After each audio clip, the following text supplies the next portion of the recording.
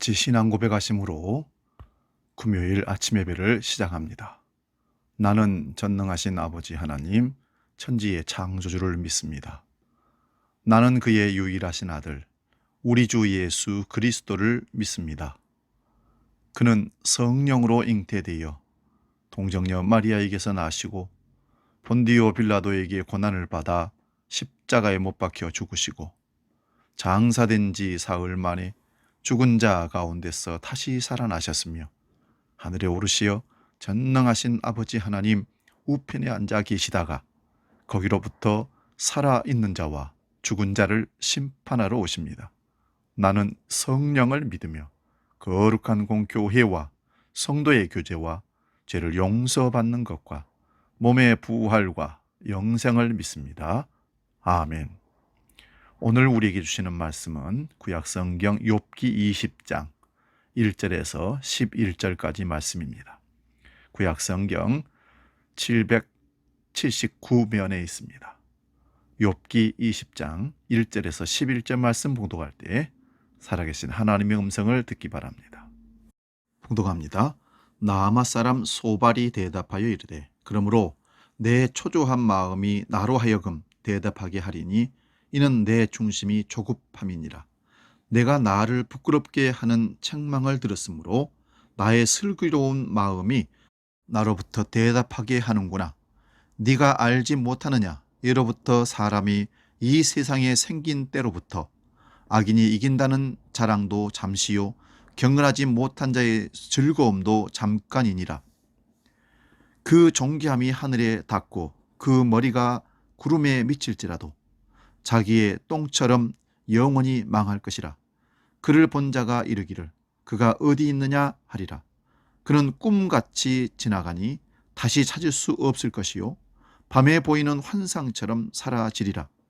그를 본 눈이 다시 그를 보지 못할 것이요 그의 처소도 다시 그를 보지 못할 것이며 그의 아들들은 가난한 자에게 은혜를 구하겠고 그도 얻은 재물을 자기 손으로 도로 줄 것이며 그의 기골이 청년같이 강장하나 그 기세가 그와 함께 흙에 누우리라. 아멘. 봉독한 말씀으로 사람을 보지 못하게 하는 장애물이라는 제목으로 말씀을 상고합니다. 사람을 보지 못하게 하는 장애물. 시험을 당해 고통 가운데 있는 욥에게 친구 3명이 찾아와 돌아가면서 욥과 격렬한 논쟁을 벌입니다.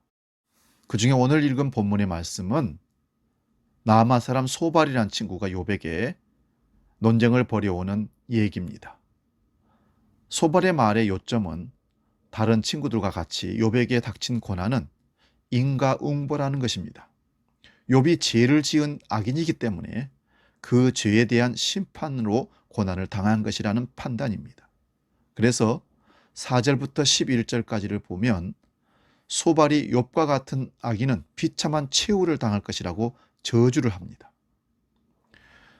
악인의 자랑과 즐거움, 존귀함, 그 모든 것이 꿈같이 환상처럼 잠깐이고 똥 같은 것이다. 아무도 그를 기억하지 못할 것이다. 그의 아들들은 가난한 자에게 은혜를 구할 만큼 망할 것이다 라고 저주합니다.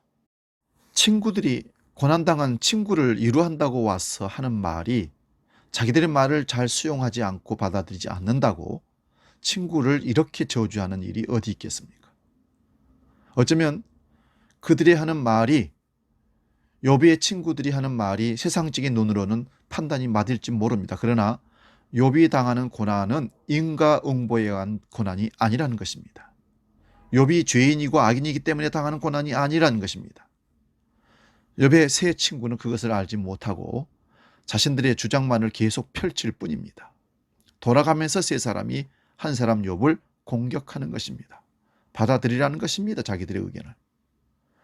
그런데 욥이 자신들의 말을 듣지 않으니 오히려 어려움에 처한 욥을 강력하게 비난을 계속합니다. 위로하기는커녕 오히려 공격하고 저주를 하기에 바쁩니다. 왜 욥의 세 친구들은 욥의 불쌍한 처지에 공감하지 못하고 오히려 욥을 비난하고 저주할까요? 명색이 친구라고 하면서 어떻게 이럴 수 있냐 이런 얘기입니다. 어떻게 친구에게 이렇게 매정할 수 있을까요? 그거는 눈을 막고 길을 막는 장애물이 그들에게 있었기 때문입니다. 그 장애물이 무엇일까요? 말씀을 하나씩 상고해 봅니다. 첫째는 감정입니다. 감정적으로 욥에게 논쟁을 벌여오는 것입니다. 소발이 말하는 말 속에 소발의 현재 감정 상태가 나타나 있습니다. 2절에 보면 내 마음이 초조하다. 그리고 내 중심이 조급하다. 그렇게 얘기합니다. 3절에도 나를 부끄럽게 하는 책망이라는 말 등등을 씁니다. 경전한 논쟁 중에 욥이 세 친구들을 향해서 너희들이 정말 무자비하구나. 어떻게 그렇게 정죄만 하느냐. 나는 무고하다. 너희들의 잘못된 정죄가 얼마나 큰 하나님의 진노를 가져올지 나는 모른다. 그렇게 말합니다. 그런 말을 듣고 소발의 마음속에 화가 나기 시작합니다. 그래서 다른 친구들이 욥에게 말을 하는 동안 속에서 분노의 말이 터져나오기 일부 직전이었던 것입니다. 그래서 매우 흥분하게 되었고 강력한 비난을 쏟아놓으며 욥에게 저주를 퍼부은 것입니다. 이런 악한 감정이 결국 욥의 안타까운 상황을 보지 못하게 합니다. 욥이 왜 그렇게 고난을 당하는가? 진정한 모습을 사람을 알아보지 못하는 장애물이 감정의 격함이 장애물이었다는 것입니다. 이것이 귀를 막는 눈을 막는 장애물이 되어 감정으로 이성적 판단을 흐리게 했던 것입니다. 우리들도 일을 처리함에 있어서 감정이 앞서게 되면 제대로 된 판단을 할 수가 없다는 사실을 꼭 기억하셔야 됩니다. 둘째로 사람을 제대로 못 보게 하는 장애물이 자기 생각이라는 것입니다. 자기중심적 생각. 2절과 3절에는 소발의 말의 내용이 쭉 나옵니다. 거기 보면 내 마음, 내 중심, 내 슬기로운 마음이라고 기록되어 있습니다. 즉 소발의 입에서 나오는 모든 말의 근거는 자기 마음, 자기 중심입니다. 그런데 자기의 마음에 대해서 스스로 이렇게 말을 합니다. 내 슬기로운 마음, 스스로 슬기롭다고 여기는 오만한 마음이 그의 눈을 막는 장애물이 된 것입니다. 자기 생각이 틀림없다고 생각하는 것입니다. 자기 생각은 무조건 맞다. 자기 생각이 마치 진리이냐 행동하는 오만한 사람들이 주위에는 참 많습니다.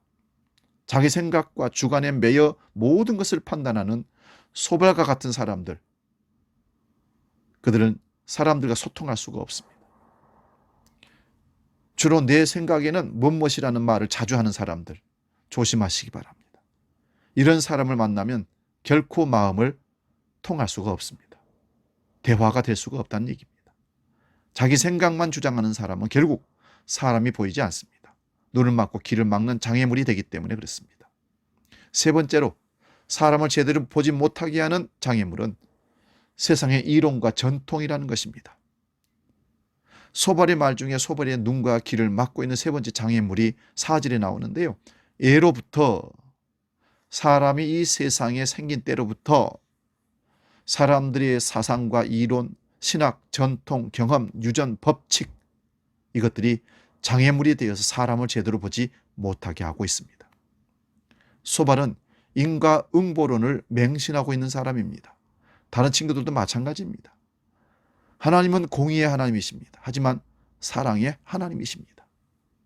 하나님의 공의와 사랑은 다른 것이 아닙니다. 결국 공의와 사랑으로 사람을 살리고 세우고 일어나게 하는 것이 목적입니다. 사람을 죽이려는 것이 아닙니다. 도둑이 오는 것은 도둑질하고 죽이고 멸망시키려는 것뿐이요. 내가 온 것은 인자가 온 것은 양으로 생명을 얻게 하고 더 풍성히 얻게 하려 하는 것이라. 요한복음 20장에서 예수님이 자기가 이 땅에 오신 목적을 선포하는 것입니다. 예수님 당시에 바리새인들이 예수님을 배척하고 죽이는 잘못을 범한 것은 그들이 무식해서가 아닙니다. 뭘 잘 몰라서가 아닙니다. 다 알고 있습니다. 세상의 이론과 전통을 너무나 많이 깨고 있는 것입니다. 심지어는 성경을 모르는 자들이 아니라 성경의 전문가들이었습니다. 오히려 성경에 대해서 지식이 너무나 과하기 때문에 오히려 메시아를 예수 그리스도를 바라보지 못했던 것입니다. 사람을 구원코자 하는 하나님의 마음을 보지 못하고 자신들의 전통과 유전을 절대시하기 때문에 예수님을 진짜 하나님의 아들로 알아보지 못했던 것입니다. 이것이 그들의 장애물이었던 것입니다. 혹시 우리는 우리의 전통과 우리가 아는 지식이 하나님을 제대로 신앙하지 못하도록 장애가 되고 바른 믿음의 사람들을 바로 보지 못하는 비본질적인 것에 매여서 그들을 판단하고 비난하는 그런 오류를 범하고 있지는 않습니까? 우리는 어떻게 하면 바른 시각으로 하나님을 또 사람들을 바로 볼 수 있을까요? 말씀에 의지하여 고기 잡던 베드로가 말했던 그 말을 기억하십시오. 자신의 감정, 지식, 경험, 사상을 내려놓고 말씀에 의지하는 삶을 앞세우면 주님 앞에서 우리는 무릎을 꿇을 수 있고 내가 죄인입니다. 고백할 수 있는 진짜 말을, 참말을 할 수 있는 것입니다. 내 생각에는 이런 말 그만하고 라떼는 말이야 하면서 이런 말, 사상, 이론, 신학과 전통, 경험, 법칙은 중요한 것이 아닙니다. 내려놓으시고 주의 말씀에 의지하여 이 생각이 오늘 우리를 살리고 사람들을 바로 볼 수 있는 눈이, 귀가 열리게 되는 것입니다. 베드로의 입에서 말씀에 의지하여 많은 고기를 잡게 하신 예수님의 목적은 베드로가 물고기 더 많이 잡아 부자 되는 인생을 원하는 것이 아니라 사람을 낚는 어부의 삶을 살게 하기 위한 것입니다. 그러므로 더 말씀에 의지하고 더 말씀을 세우기를 바랍니다. 내가 보는 것, 내가 듣는 것, 내가 말하는 것, 행동하는 것의 기준이 말씀에 의지하여 듣는, 바라보는 시각이 열릴 때 우리는 드디어 제대로 보는 삶을, 제대로 행하는 삶을 살 수가 있습니다. 기도하겠습니다. 주님의 말씀에 의지하여 보고 듣고 말하게 하여 주옵소서. 나의 악한 감정, 나의 교만한 생각, 세상에서 보고 듣고 배우면서 내 안에 굳어버린 세상의 것들이 장애물이 되지 않게 하여 주옵소서. 내 눈을 막고 내 길을 막는 장애물을 제거해 주시고 오직 하나님의 말씀에 의지하는 삶으로 사람들을 보게 하시고 사람들을 이해하게 해 주옵소서. 오늘도 수많은 사람들을 만나게 될 텐데 이 말씀으로 승리하는 하루가 되게 하여 주시옵소서. 이제는 말씀이요 길이요 진리요 생명이신 우리 주 예수 그리스도의 은혜와 아버지의 놀라우신 사랑과 성령님의 감동, 교제, 역사 충만케 하심이 사람들을 제대로 보지 못하게 하는 장애물을 걷어내고 말씀에 의지하여 제대로 보고 제대로 말하고 제대로 행동하는 참된 그리스도인 되기를 결단하는 모든 주의 권속들 머리 위에 영원히 함께 계시기를 간절히 축원하옵나이다. 아멘.